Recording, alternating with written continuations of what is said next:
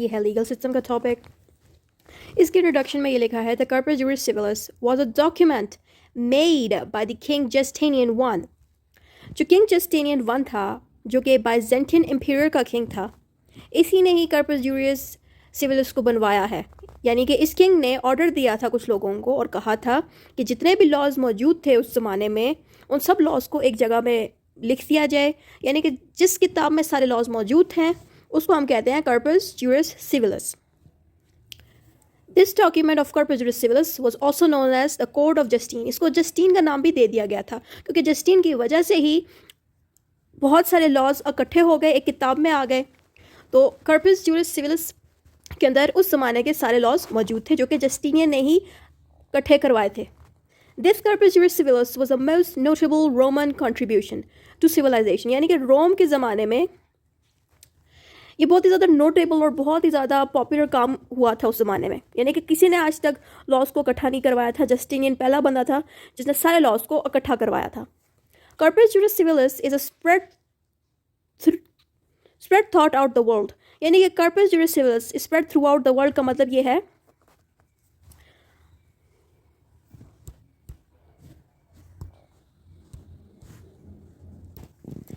Corpus juris civilis spread throughout the world. यहाँ पे क्या ये रहे हैं कि जो कॉर्पस जुरिस सिविलिस है ये पूरे दुनिया में फैल चुका है। यानी कि अब हम जितने भी लॉज इस वक्त पढ़ रहे हैं ये कॉर्पस जुरिस सिविलिस के अंदर से निकला है।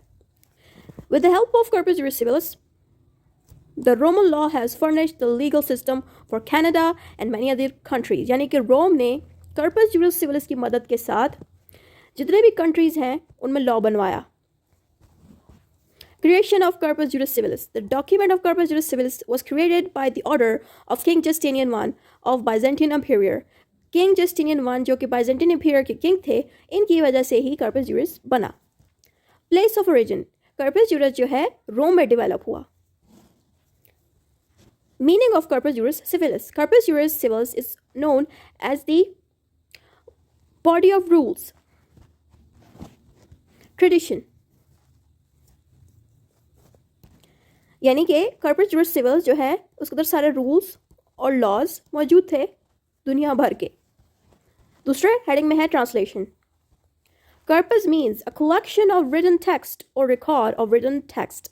यानी कि जितने भी रिटन लॉज थे, जितने भी रिटन लॉज और लॉ से जुड़े रिकॉर्ड्स मौजूद थे किसी डॉक्यूमेंट की शक्ल में, किसी रिटन फॉर्म की शक्ल में, वो सारे के सारे जो है कॉर्पस जुरिस के अंदर लिख दिए गए। यानी कि कॉर्पस जुरिस ऐसी चीज़ है जिसके अंदर टेक्स्ट और रिकॉर्ड्स मौजूद हैं उन रिटन डॉक्यूमेंट्स के जिनके अंदर लॉ मौजूद है, जिनको पुराने लोगों ने लिखा था।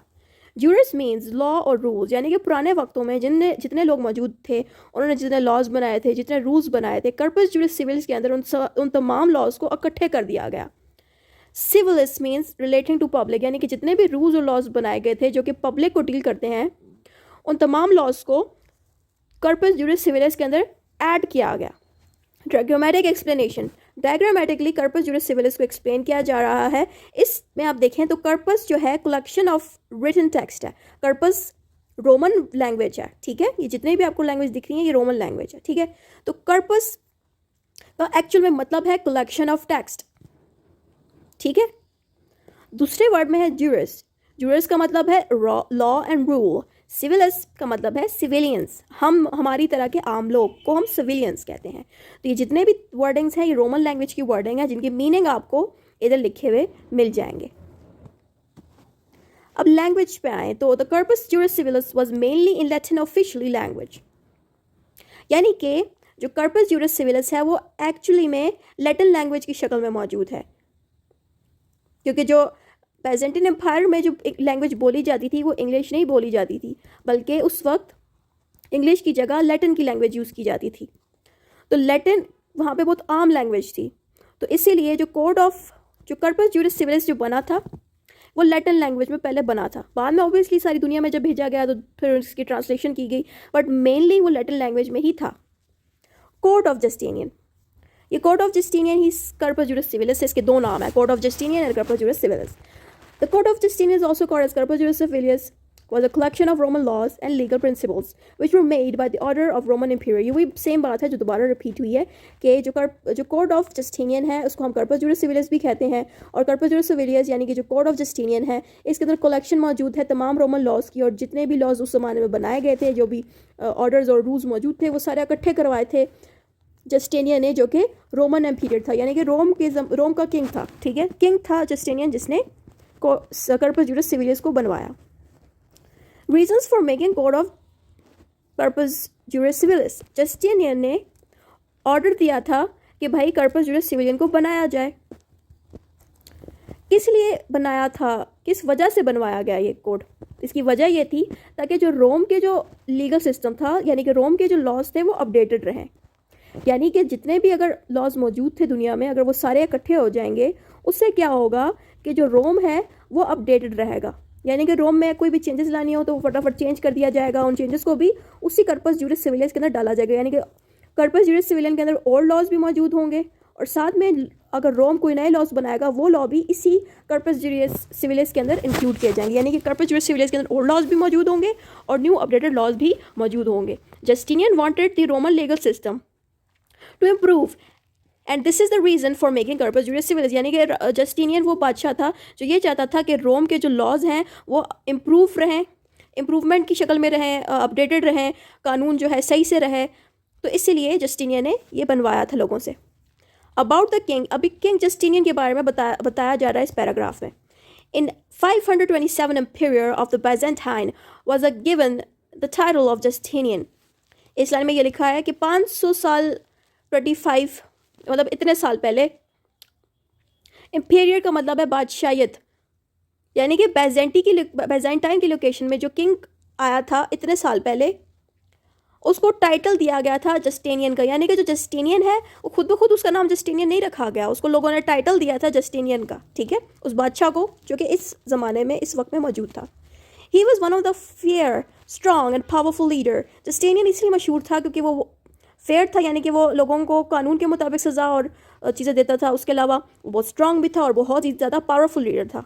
His main purpose was the protection and safety of his people. उसको यही फ़र्क पड़ता था कि भाई उसकी लोकेशन के जितने भी लोग थे वो प्रोटेक्टेड और सेफ रहें। One of the great achievement of Justinian was the completion of code of Justinian, यानी कि जो कोड ऑफ जस्टिनियन ये सबसे मशहूर ही इसलिए हुआ क्योंकि जस्टिनियन ने उसके अंदर सब कुछ डाल दिया, जिसकी वजह से जस्टिनियन के जो लोग थे उनको राइट्स भी मिले, हर चीज़ मिली। ये सारे राइट्स वगैरह प्रोटेक्ट भी उस कोड ऑफ सिविल प्रोसीजर की वजह से हुआ, यानी कि जो भी जस्टिनियन ने कोड ऑफ सर्पस वगैरह बनाया, इसी की वजह से लोगों के राइट्स भी मौजूद हुए, लोगों को प्रोटेक्शन भी मिली, लॉज अपडेटेड रहे। By the order of Justinian every commissioners, lawyers, जजेस write and made the laws, यानी कि जस्टिनियन ने ऑर्डर दिया तमाम कमिश्नर्स को, तमाम लॉयर्स को, सारे के सारे जजेस को कि वो लॉ को बनाएं और उन लॉ को इकट्ठा करें, और जो लॉ मौजूद थे पहले ज़माने में उनको भी इकट्ठा करें। किस लिए? ताकि लोगों के लिए, ताकि तमाम लोगों की वेलफेयर की जाए, ताकि तमाम लोगों को राइट्स मिले, सिक्योरिटी मिले, जस्टिस मिले। और इसने कहा कि अब न्यू लॉज भी ऐड करें और पुराने लॉज को भी चेंज करें कर्पस जुरिस सिविलिस के अंदर, यानी कि जो भी पुराने लॉज मौजूद थे और न्यू लॉज मौजूद थे उन सबको आप एक ही जगह यानी कि कर्पस जुरिस सिविलिस के अंदर लिखें। ये सारा कुछ जो है जस्टिनियन ने कहा था कि भाई करो। Importance of corpus juris civilis, इसकी इंपॉर्टेंस क्या है? इसकी इंपॉर्टेंस ये है, in many European countries such as Germany, Italy, यानी कि जर्मनी में, इटली में, फ्रांस और ऑस्ट्रिया, ग्रीस, इन सब के अंदर कर्पस जुरिस सिविलिस ही चल रहा है। यानी कि अगर आप जर्मनी का लॉ भी पढ़ोगे, इटली का भी पढ़ोगे, इन तमाम कंट्रीज़ का अगर पढ़ोगे तो इन सब के अंदर जो लॉ बनाया जा रहा है वो कर्पस जुरिस सिविलिस की हेल्प से बनाया जा रहा है। एलिमेंट्स ऑफ कर्पस जुरिस सिविलिस, इसके एलिमेंट्स ये हैं कि इसके अंदर एक कोडेक्स मौजूद होता है, डाइजेस्टा मौजूद होता है, इंस्टीट्यूशंस और नोवेलिया मौजूद होता है। यानी कि कर्पस जुरिस सिविलिस के अंदर ये 4 पॉइंट्स मौजूद होते हैं। अब ये 4 पॉइंट्स को हम आगे पढ़ने लगे हैं। कोडेक्स क्या होता है? कोडेक्स एक पुराने वक्त की किताब जिसमें दुनिया के लॉ की हिस्ट्री मौजूद होती है। कोडेक्स का मीनिंग यहाँ पे मैंने लिख दिया है। ये कोडेक्स बहुत ही सालों पुराने जो लॉज मौजूद थे उन तमाम चीज़ों की हिस्ट्री को हम कोडेक्स कहते हैं, यानी कि लॉ की जो हिस्ट्री है वही कोडेक्स है। Codex in Corpus Juris Civilis is also called as Code of Justinian. Codex is an ancient book that contains a long and interesting history of laws and rules. यानी कि codex के अंदर जितने भी laws दुनिया में बनाए गए थे उन तमाम लॉज की हिस्ट्री आपको कर्पस जुरिस सिविलियस यानी कि कोड ऑफ जस्टिनियन की बुक में मिल जाएगी। It was invented by the ancient Rome, यानी कि रोम के जो पुराने वक्त के जो रोम के लॉयर्स थे और जितने लोग थे, इन्हीं लोगों ने कोडेक्स को बनाया था। ठीक है, कोडेक्स को इन्हीं लोगों ने बनाया था, जितने भी पुराने लॉज थे इन्हीं लोगों ने इकट्ठे करके इस कोडेक्स के अंदर डाले थे। तमाम लॉ की हिस्ट्री, हर चीज़ को हम कोडेक्स कहते हैं, तो इन्हीं एंशियंट रोम ने उसको बनाया था। It contains hand written content as well, यानी कि ये जो कोडेक्स है, कोडेक्स के अंदर आपको हैंड रिटन लॉज भी मिलेंगे। ये हैंड रिटन लॉज उन लोगों ने बनाए थे जो बहुत ही पुराने वक्त के लोग थे। This codex contains all laws that were made in the past history of Roman empire, यानी कि रोम एम्पायर के अंदर जितने भी उस ज़माने में लोग रहे थे जिन्होंने लॉ को बनाया था, चाहे वो रिटन थे कि जिस भी शक्ल में थे, उन तमाम लॉज की हिस्ट्री जो है कोडेक्स के अंदर आपको मिल जाएगी। और ये कोडेक्स आपको कर्पस जुरिस सिविलियस के अंदर ही मिलेगा। अब आता है डाइजेस्टा। डाइजेस्टा क्या होता है? Digesta was the collection of all the cases and president. अब जो जज होता है, जज किसी केस पे अगर डिसीजन दे, अगर कोई डिसीजन दे किसकी हेल्प से, लॉ की हेल्प से और अपनी खुद की अकल लगा के जो भी डिसीजन देता है, जिसमें लॉ भी शामिल है और जज के अपनी ओपिनियंस और राय भी शामिल है, अपनी अकल भी शामिल है, इस पूरे प्रोसेस को हम कहेंगे प्रेसिडेंट। तो जो भी जजेस रहे थे रोम के ज़माने में, जब रोम का पुराना वक्त था, उसमें जितने भी जजेस रहे थे, उन्होंने जो जो भी प्रेसिडेंट्स दिए थे, जो भी केस पे डिसीजंस दिए थे, जो भी पुराने वक्त के केस हुए थे, उस सारी चीज़ों को हम कहते हैं डाइजेस्टा। यानी कि कर्पस जुरिस सिविलिस के अंदर आपको डाइजेस्टा भी मिलेगा, जिसमें सारे केसेस और प्रेसिडेंट्स भी मौजूद होंगे पास्ट हिस्ट्री के, और साथ में न्यू भी केसेस और प्रेसिडेंट भी मौजूद होंगे, यानी कि पास्ट के भी होंगे और न्यू के भी होंगे इस डाइजेस्टा के अंदर, जो कि कर्पस जुरिस सिविलिस के अंदर मौजूद है। अब आता है institutions. Institution are just law text books, यानी कि इंस्टीट्यूशन सिंपल एक लॉ की बुक होगी जो कि लॉयर्स और स्टूडेंट ऑफ लॉ यूज़ करेंगे। यानी कि कर्पस जुरिस सिविलिस के अंदर एक इंस्टीट्यूशन का पॉइंट आएगा जिसके अंदर सिंपली एक बुक मौजूद होगी जो कि हेल्प आउट करेगी लॉयर्स को और लॉ के स्टूडेंट को, ताकि वो लॉ को यूज़ करना सीखें, ताकि लॉयर्स को कोर्ट में हेल्प हो सके। इसीलिए इंस्टीट्यूशन ऐड किया गया कर्पस जुरिस में। नोवेला क्या होता है? Novella is a book containing the new proposed laws, यानी कि नोवेला बेसिकली अपडेटेड लॉज को डील करता है। यानी कि अगर किसी इंसान को न्यू लॉज देखने हैं तो वो सिर्फ नोवेला को ओपन करेगा, यानी कि वो कर्पस जुरिस सिविलिस के अंदर जाएगा और जाके सीधा नोवेला को सर्च करेगा, तो उसको नोवेला में जाते साथ क्या मिलेगा? अपडेटेड लॉज मिल जाएंगे। तो ये सारे एलिमेंट्स कर्पस जुरिस सिविलिस के अंदर 4 पॉइंट्स इसलिए ऐड किए गए ताकि जितने भी लोग रोम में मौजूद थे और पूरी दुनिया में मौजूद थे उनको हेल्प हो सके, लॉ की समझ आ सके। सेलिएंट फीचर्स क्या हैं? कर्पस जुरिस सिविलिस की करैक्टरिस्टिक्स को हम सेलिएंट फीचर्स कहते हैं। तो इसके करैक्टरिस्टिक्स क्या हैं वो अभी हम पढ़ने लगे हैं। इसके करैक्टरिस्टिक ये है कि ये वाइडली स्प्रेडिंग लॉ है, ये पूरी दुनिया में मौजूद हो सकता है। Important pillars of legal system, यानी कि लॉ को चलाने के लिए जिन चीज़ों की ज़रूरत है वो चीज़ें आपको कर्पस जुरिस सिविलिस के अंदर मिलेंगी। उसके अलावा इसके अंदर आपको यूज़फुल एलिमेंट्स मिलेंगे।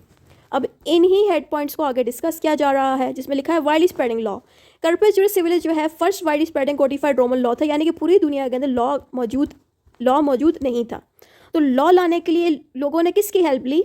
कर्पस जुरिस सिविलिस की हेल्प ली। तो कर्पस जुरिस सिविलिस एक वाइडली स्प्रेडिंग लॉ है जो कि पूरी दुनिया में, पूरे वर्ल्ड में फैला, क्योंकि पूरे वर्ल्ड के पास लॉ नहीं था। तो लॉ लाने के लिए सारी दुनिया ने कर्पस जुरिस सिविलिस की हेल्प ली, तभी ये वाइडली स्प्रेडिंग लॉ है।